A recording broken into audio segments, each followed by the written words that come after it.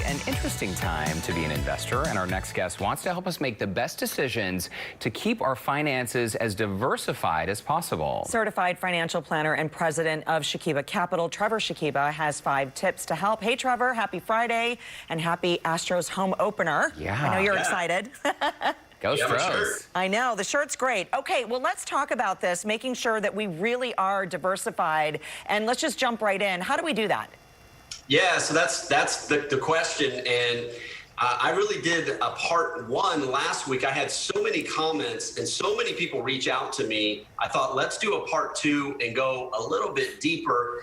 And I think the first thing that you have to ask after everything that's happened in 2020 is what happened? Because right now, the market is actually flat from January 1. A lot of people would be shocked by that. A couple of days ago, represented by the S&P 500, it was positive year to date.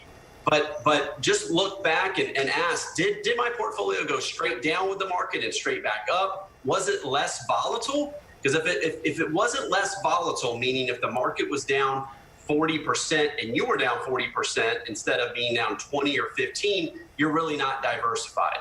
Interesting. Another indicator that someone might not be diversified, Trevor, is you want us to really analyze how we responded this spring in March and April. If we panicked, if we ran out to buy gold and ammunition and all of these things that people do, could that indicate a problem?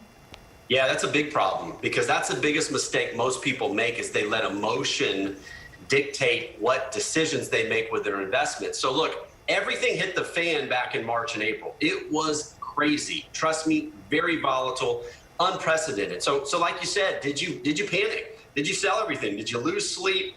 And if you did those things, you're probably not diversified enough. And so that's my point there, is pause and look back and see how you reacted, not just your investment portfolio, but how did you do?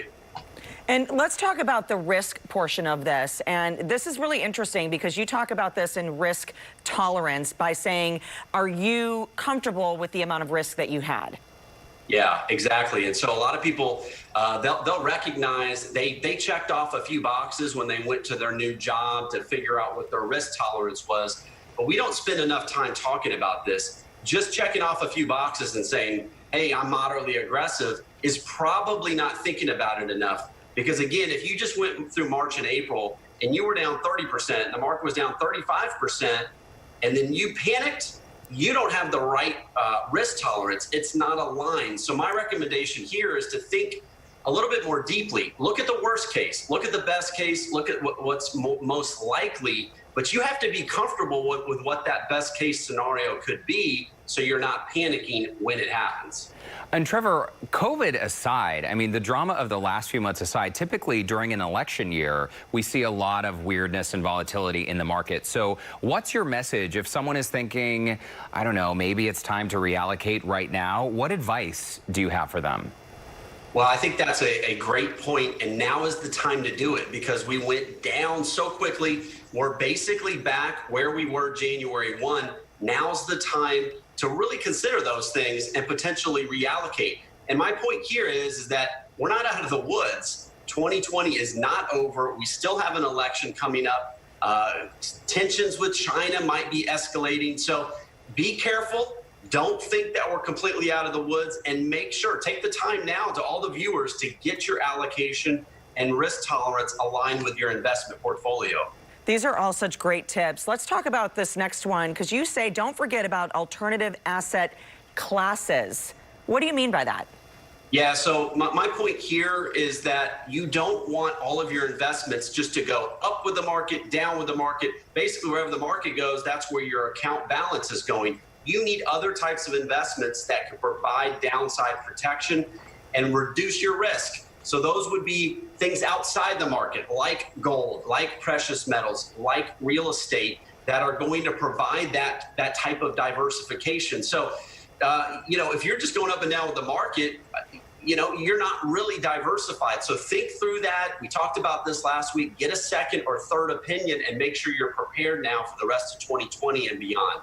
Trevor, we've got less than a minute left, but I know that some of our viewers are maybe aggressive investors. I would guess that most of our viewers are not, right? That this is almost like speaking another language for them. Maybe some people have a 401k that's just sort of like sitting there. So before we let you go today, what's just one thing that each one of us can do to strategize and ensure we're making sound decisions in the market? Well, I think you need to look at your mix and make sure that you don't just have 4 or 5 mutual funds. You think you're diversified, but they're all equities or stocks, or they're all small cap. You're not diversified and you're way too aggressive than maybe what you should be. And the other point that I make here, Derek, is that where are you at in your timeline of what you're trying to achieve? If you're 1 year away from retirement and you're 100% in equities, we've got a big problem, because something like 3-4 months ago could happen. So I would just recommend, if you're not comfortable, find a certified financial planner, reach out, get a second or third opinion, and let them guide you to get that right balance. And they can save you a boatload in the long run. Trevor, thank you so much. You bet. Go Stros. Go Stros. Have a great weekend. And in the meantime, if you would like to connect with Trevor, you can visit ShakibaCapital.com.